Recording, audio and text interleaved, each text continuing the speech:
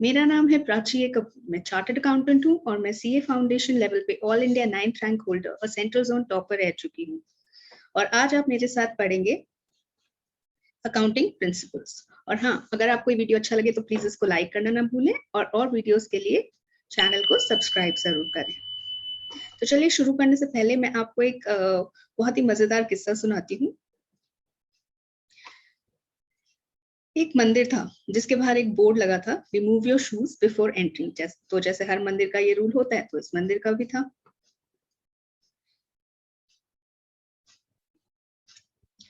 तो हुआ क्या कि ये महाशय जो थे वो मंदिर के अंदर जाने लगे।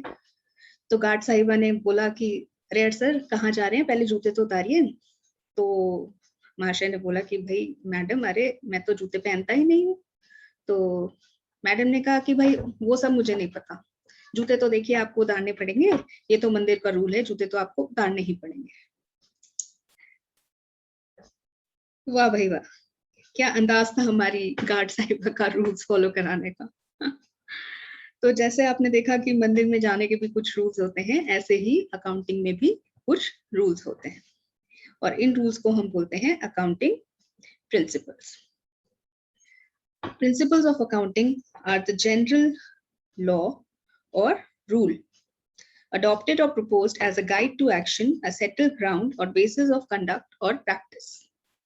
तो सिंपल वर्ड्स में अकाउंटिंग प्रिंसिपल्स वो रूल्स और लॉज होते हैं जो कि एक बिजनेस एंटिटी को अकाउंटिंग करते वक्त अडॉप्ट करने पड़ते हैं, या फिर वो एज अ गाइड सर्व करते हैं और उनको हेल्प करते हैं अकाउंटिंग करने में।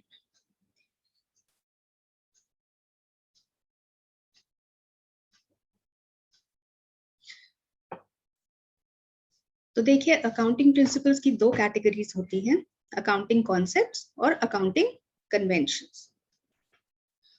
तो अकाउंटिंग कॉन्सेप्ट्स मतलब ऐसे अकाउंटिंग प्रिंसिपल्स जो हर बिजनेस एंटिटी को अज्यूम किया जाता है कि उसने फॉलो करे ही करे, क्योंकि इनको फॉलो करने से बिजनेस एंटिटी की करेक्ट प्रॉफिटेबिलिटी निकल पाती है और डिफरेंट बिजनेस एंटिटीज के डेटा को कंपेयर करना आसान हो जाता है, क्योंकि सबने सिमिलर कॉन्सेप्ट्स फॉलो किए, सेम कॉन्सेप्ट्स फॉलो किए, राइट।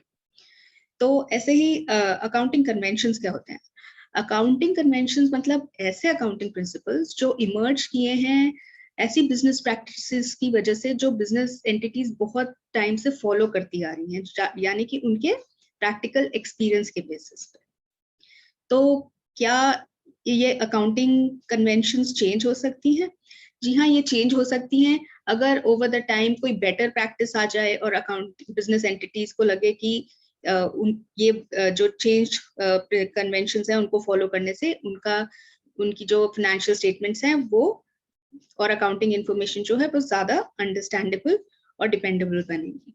ओके, तो इस सेशन में हम कवर करेंगे खाली अकाउंटिंग कॉन्सेप्ट्स। अगले वीडियो में हम देखेंगे अकाउंटिंग कन्वेंशंस। तो शुरू करने से पहले मैं आपको फटाफट शर्मा जी की स्टोरी सुना देती हूँ। तो जिन्होंने मेरा बेसिक अकाउंटिंग टर्म्स का वीडियो देखा है वो तो शर्मा जी की स्टोरी से वाकिफ होंगे, लेकिन जिन्होंने वो नहीं देखा है उनके लिए मैं फटाफट रिकैप करा देती हूँ। इस स्टोरी से क्या होगा कि आपको सारे अकाउंटिंग प्रिंसिपल समझने में बहुत ही आसानी हो जाएगी और आप देखिएगा आपको कितना फटाफट सब कुछ समझ में आ जाएगा। ठीक है, तो देखते हैं शर्मा जी की स्टोरी। तो देखिए, ये है शर्मा जी जिन्होंने कैपिटल इन्वेस्ट करके एक बिजनेस खोला है जिसका नाम है शर्मास क्लोथिंग। और उस कैपिटल से उन्होंने कुछ फिक्स्ड एसेट्स खरीदे और उन्होंने सोचा कि वो क्लोथ्स खरीदेंगे और बैंक में एक 5 इयर्स की एफडी भी करेंगे। फिर उन्होंने बिजनेस के लिए एक बैंक लोन लिया, ठीक है, 5 इयर्स का, और कस्टमर्स को बुलाने के लिए उन्होंने टीवी में एक एड भी करी। जब उनकी शॉप पे बहुत सारे लोग आने लग गए तो बहुत सारी सेल्स उन्होंने कैश में करी, कुछ सेल्स उन्होंने क्रेडिट पे भी करी। क्रेडिट सेल्स मतलब ऐसी सेल्स जिनकी पेमेंट उनको बाद में मिलेगी। फिर जब उनका स्टॉक कम पड़ने लगा तो उन्होंने और स्टॉक खरीदा, 90,000 रुपीज के और क्लोथ्स खरीदे, जिसके लिए उन्होंने 45,000 कैश पे किया और 45,000 उन्होंने क्रेडिट परचेज की, यानी ऐसी परचेजेस जिनके लिए वो पेमेंट बाद में करेंगे। ठीक है, तो आपने देखा कि बहुत ही जगह पे बहुत सारी पेमेंट्स को और रिसीट्स को डेफर किया गया, राइट? और बहुत सारी लॉन्ग टर्म इन्वेस्टमेंट्स की गई, लॉन्ग टर्म लाइबिलिटीज इनकर करी गई, जैसे कि 5 इयर्स का एक बैंक लोन लिया गया, 5 इयर्स की सोचा गया कि बैंक में एफडी बनाएंगे, क्रेडिट परचेजेस की गई, क्रेडिट सेल्स करी गई। तो ये सब देखकर हमें क्या पता लगता है? ये सब देखकर हमें ये पता लगता है कि बिजनेस को बंद करने की कोई इंटेंशन नहीं है, कि बिजनेस अभी काफी टाइम तक चलने वाला है, राइट? तो इसी को हम बोलते हैं गोइंग कंसर्न अजम्पशन, जिसमें आप कोई भी बिजनेस ट्रांजैक्शन को ये सोच के रिकॉर्ड करते हैं बुक्स में कि बिजनेस अभी बंद नहीं होने वाला, जब बल्कि फोर्सेबल फ्यूचर में वो कंटिन्यू करने वाला है, राइट?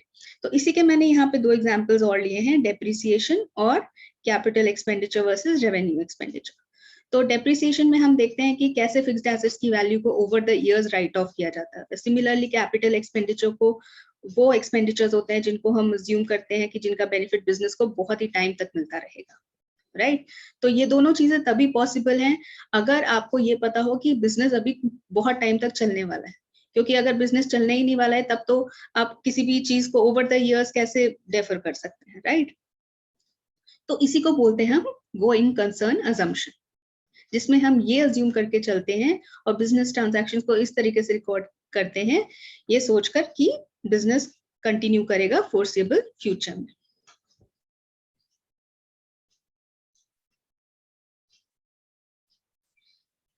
अब देखिए बहुत जगह पे बिजनेस एंटिटीज के पास चॉइस होती है कि वो कौन सा बिजनेस कॉन्सेप्ट फॉलो करें। जैसे कि डेप्रिसिएशन में 2 तरीके से बिजनेस एंटिटीज निकाल सकती हैं, या तो रिटन डाउन वैल्यू मेथड से या फिर स्ट्रेट लाइन मेथड से, ठीक है? तो बिजनेस एंटिटी के पास चॉइस होती है कि वो क्या मेथड यूज करें, राइट? तो क्या ऐसा हो सकता है कि एक साल कोई business entity written down value method use करे और नेक्स्ट ईयर वो स्ट्रेट लाइन मेथड यूज करे? तो देखिए ऐसा तो पॉसिबल नहीं है। जो भी बिजनेस एंटिटी डिसाइड करती है कि वो एक मेथड यूज करेगी, तो उसको वो मेथड जो है वो हर साल कंटिन्यूअसली यूज करना होता है। तो क्या अगर बीच में कभी बहुत सालों से कोई business entity written down value method use कर रही है डेप्रिसिएशन कैलकुलेट करने के लिए, और फिर लेकिन उसको बाद में ऐसा लगता है कि नहीं नहीं, अगर मैं स्ट्रेट लाइन मेथड यूज करता होता तो जो बिजनेस के अकाउंट्स हैं वो ज्यादा मीनिंगफुल हो जाते, तो क्या वो उस केस में चेंज कर सकते हैं अपना मेथड? तो आंसर है यस। तो देखिए किन केसेस में अकाउंटिंग प्रैक्टिस को चेंज किया जा सकता है। इफ लॉ और अकाउंटिंग स्टैंडर्ड रिक्वायर्स, तो अगर कोई लॉ आ जाता है कि आपको नहीं एक पर्टिकुलर मेथड ही यूज करना है, तो एक पर्टिकुलर कॉन्सेप्ट ही यूज करना है, तो उस केस में कोई भी बिजनेस एंटिटी जो है वो अपनी अकाउंटिंग प्रैक्टिस को चेंज कर सकती है।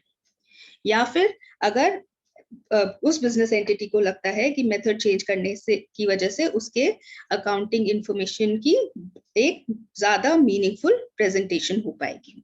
बट दोनों ही केसेस में क्या है कि आपने जब भी मेथड चेंज किया है या कोई अकाउंटिंग प्रैक्टिस चेंज की है, तो उसको आपको फाइनेंशियल स्टेटमेंट्स में डिस्क्लोज करना पड़ेगा, और उसका जो भी प्रॉफिट, उसकी वजह से जो भी प्रॉफिट एंड लॉस पे इम्पैक्ट हुआ है उसको भी फाइनेंशियल स्टेटमेंट्स में डिस्क्लोज करना पड़ेगा, ठीक है? तो इस अप्रोच को हम बोलते हैं कंसिस्टेंसी अजम्पशन, जिसमें हम ये अज्यूम करते हैं कि अकाउंटिंग प्रैक्टिसेस जो हैं वो किसी भी बिजनेस एंटिटी ने कंसिस्टेंटली फॉलो किए हैं year after year. Okay,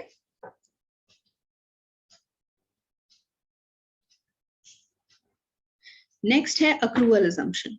accrual assumption का मतलब होता है कि जब भी कोई एक बिजनेस ट्रांजैक्शन होगी तो उसको तब बुक्स में रिकॉर्ड किया जाएगा जब वो एक्चुअली एंटर करेगी, ना कि जब उसके लिए कोई कैश रिसीव या पे हुआ।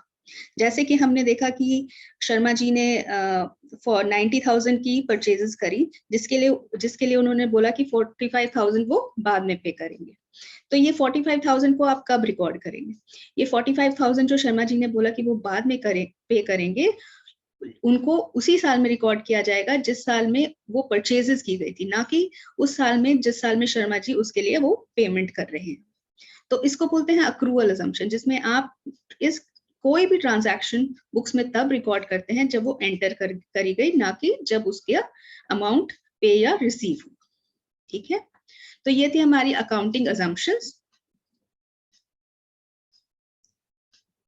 तो ये वाला वीडियो हम यहीं पे, इस सेशन जो है हम यहीं पे एंड करते हैं, और अकाउंटिंग कन्वेंशन हम देखेंगे अगले वीडियो में। तो आई होप आपको सब कुछ अच्छे से समझ में आ गया होगा। अगर आपको ये वीडियो अच्छा लगा तो प्लीज इसको लाइक जरूर करें। Thank you.